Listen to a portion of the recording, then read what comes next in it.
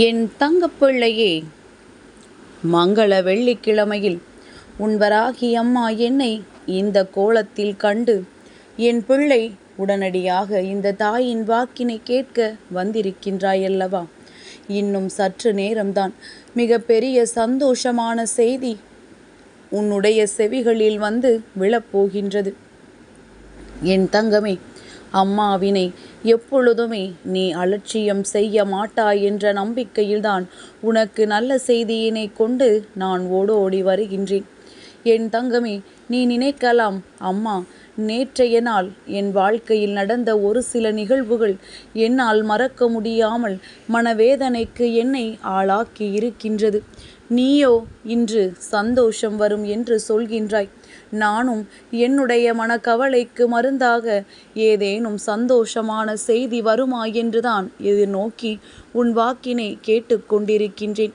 அப்படி என்ன செய்தி வரும் என்று நீ சொல்லிவிட்டால் போதும், நிச்சயமாக இந்த நொடி முதலே நான் அந்த செய்தியை எதிர்நோக்கி காத்து கொண்டிருப்பேன் என்று என் பிள்ளை என்னிடம் நீ சொல்கின்ற இந்த வார்த்தைகள் ஒவ்வொன்றுமே என்னுடைய செவிகளை வந்து அடைந்தது.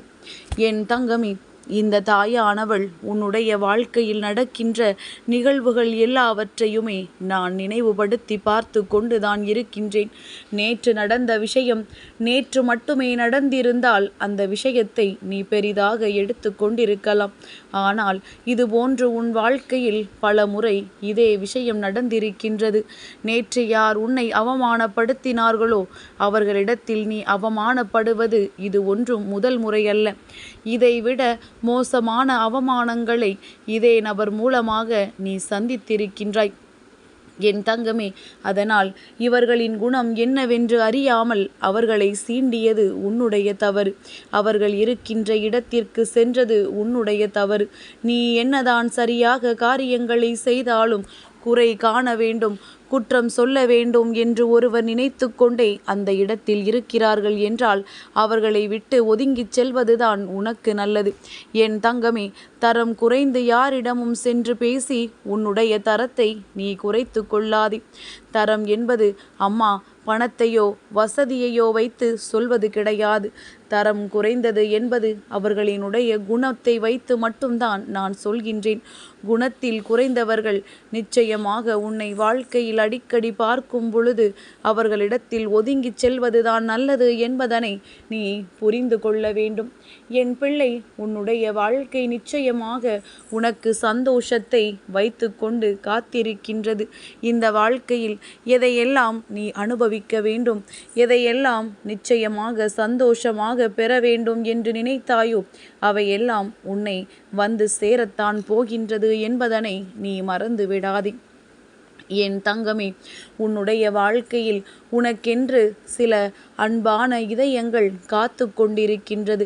அந்த அன்பான உள்ளங்கள் காட்டுகின்ற அன்பினை மட்டுமே என் குழந்தை நீ சரியாக பெற்றுக்கொண்டு, இது போன்ற போலியான உறவுகள், உன்னை தேவைக்காக பயன்படுத்துகின்ற உறவுகள் உன் வாழ்க்கையில் உன்னை தொடர்ந்து வந்தால் அவர்களை எல்லாம் விட்டு விலகி இருப்பது மட்டுமே உனக்கு நல்லது என்பதனை நீ புரிந்து கொண்டால் போதும். என் குழந்தை, மனதளவில் உன்னை காயப்படுத்தியவர்களுக்கு ஒரு நாள் நிச்சயமாக உன்னுடைய அருமை என்னவென்று தெரிய வரும். நீ செய்த விஷயங்களும் நீ செய்த நல்ல காரியங்களும் அவர்களுக்கு புரிய வரும். தான் செய்தது எத்தனை பெரிய தவறு என்று அன்று நிச்சயமாக அவர்கள் உணரத்தான் செய்வார்கள். என் பிள்ளை, வாழ்க்கையில் நீ மற்றவர்களுக்கு செய்து கொடுத்த உதவிகளுக்கு பலனை ஒரு நாளும் எதிர்பார்த்தது கிடையாது. அதற்கு மாறாக என் பிள்ளை, நீ அன்பினைத்தான் எதிர்பார்த்து நிற்கின்றாய். அந்த அன்பு உனக்கு அங்கே கிடைக்கவில்லை எனும் பொழுது நீ இந்த வாழ்க்கையையே வெறுக்கவும் தொடங்கி விடுகின்றாய். காலம் முழுவதும் நாம் இந்த வாழ்க்கையை எப்படி சந்தோஷமாக வாழ முடியும் என்று நீ நினைக்கின்றாய். நம்மை சுற்றி இருப்பவர்களை பகைத்து கொண்டால் நாம் எந்நாளும் அவர்கள் முகத்தில் தானே விழிக்க வேண்டி இருக்கின்றது. அவர்களிடத்தில் இருந்து நமக்கென்று உதவிகள் கூட கேட்க முடியாதே. அப்பேற்பட்ட சூழ்நிலையில் நாம் யாரிடமும் நமக்கென்று எதுவும் கேட்க முடியாமல் இருக்க முடியாது என்று என் குழந்தை நினைத்து கொண்டுதான் எல்லோரிடத்திலும் நீ எந்த விதமான ஒரு பகைமை உணர்வையும் காட்டாமல் இருந்து கொண்டிருக்கின்றாய். நமக்கென்று நம்மை சுற்றி இருப்பவர்களிடத்தில் ஒருபோதும் கருத்து வேறுபாடினை வைக்கக்கூடாது.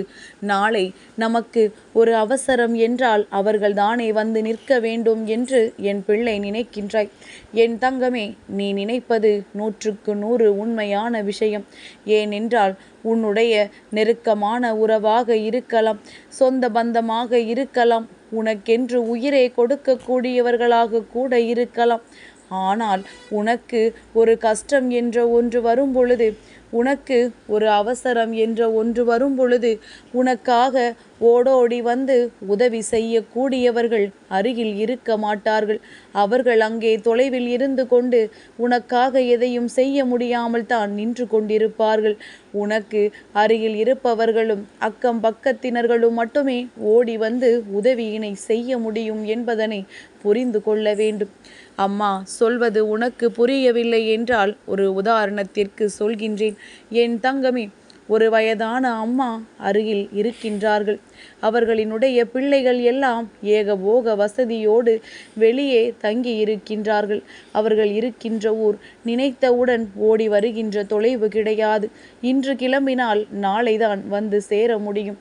அப்பேற்பட்ட சூழ்நிலையில் இருந்து கொண்டிருக்கின்ற அந்த வயதானவர் திடீரென்று ஒரு நாள் உடல்நிலை சரியில்லாமல் படுத்து விடுகின்றார். ஆனால் அக்கம் பக்கத்தினரிடம் எந்த விதமான நல்ல உறவுமே அந்த வயது முதிர்ந்தவருக்கு கிடையாது. என் தங்கமே, அந்த தாய் அந்த நேரத்தில் சரிந்தவுடன் அக்கம் பக்கத்தில் இருக்கின்றவர்கள் மட்டுமே ஓடோடி வந்து உதவியினை செய்கின்றார்கள். அவர்கள் அன்று இறக்க வேண்டிய சூழ்நிலையும் ஏற்பட்டு விட்டது. ஆனால் அத்தனை அன்பு வைத்திருந்த அவர்களின் பிள்ளைகளும் அருகில் இல்லை. அத்தனை செல்வங்களை கொட்டி கொடுத்த அவரின் உறவுகளும் அருகில் இல்லை. ஆனால் சண்டையிட்ட அக்கம் பக்கத்தில் உள்ளவர்கள்தான் அவரை அந்த நேரத்தில் பார்க்க நேர்ந்தது. இது போன்ற ஒரு சூழ்நிலை நிச்சயமாக வராது என்று யாராலும் சொல்லிவிட முடியாது. எந்த நேரத்தில் யாருக்கு என்ன பிரச்சனைகள் வரும் என்று யாராலும் யூகிக்க முடியாது. அதனால் பொதுவாக சண்டையிடுவதை தவிர்த்து அக்கம் பக்கத்தினரோடு எப்பொழுதுமே நட்பு பாராட்ட வேண்டும். முடியாது, இவர்களின் குணங்கள் இப்படித்தான் என்றால் ஒதுங்கி விடுவது மிகவும் நல்லது. ஆனாலும் அவர்களுக்கு கஷ்டம் என்ற ஒன்று வந்து உதவிக்கு யாரும் இல்லாமல் தவித்து நின்றால் என் பிள்ளை, நீ எந்த விதமான பாகுபாடுகளோ எந்த விதமான முன்விரோதங்களையோ மனதில் வைத்து கொண்டு உதவி செய்யாமல் மட்டும் இருந்துவிடக்கூடாது. என் தங்கமி, இவையெல்லாம் எல்லோர் வாழ்க்கையிலும் நடக்கின்ற ஒரு விஷயங்கள்தான். உன்னை தேடி வருகின்ற நல்ல செய்திகளும் என் குழந்தை, இது போன்று நீ செய்த பல புண்ணியத்தின் பலனாகத்தான் உன்னை தேடி வருகின்றது என்பதனை புரிந்து கொள்ள வேண்டும். ஒருவருக்கு ஆபத்து ஏற்படும் பொழுது அவர்கள் அன்று என்னை இதை சொன்னார்களே அதை சொன்னார்களே என்று நினைப்பதை விடுத்து அந்த நேரத்தில் அவர்களுக்கு உன்னுடைய உதவி தேவைப்படுகின்றது என்பதை மட்டும் புரிந்து கொண்டு அந்த உதவியினை செய்து கொடுக்க வேண்டும். அதுதானே மனித இயல்பு. என் தங்கமே, அதுதானே நீ புண்ணியத்தை சேர்ப்பதற்கான உனக்கு கிடைக்கின்ற மிக பெரிய வாய்ப்பு என்பதனை நீ புரிந்து கொள்ள வேண்டும்.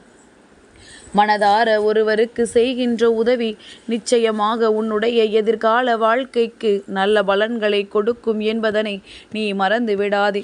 வெற்றி செய்தி என் பிள்ளையின் வாழ்க்கையில் என்றுமே தொடர்ந்து கொண்டே இருக்க வேண்டும்.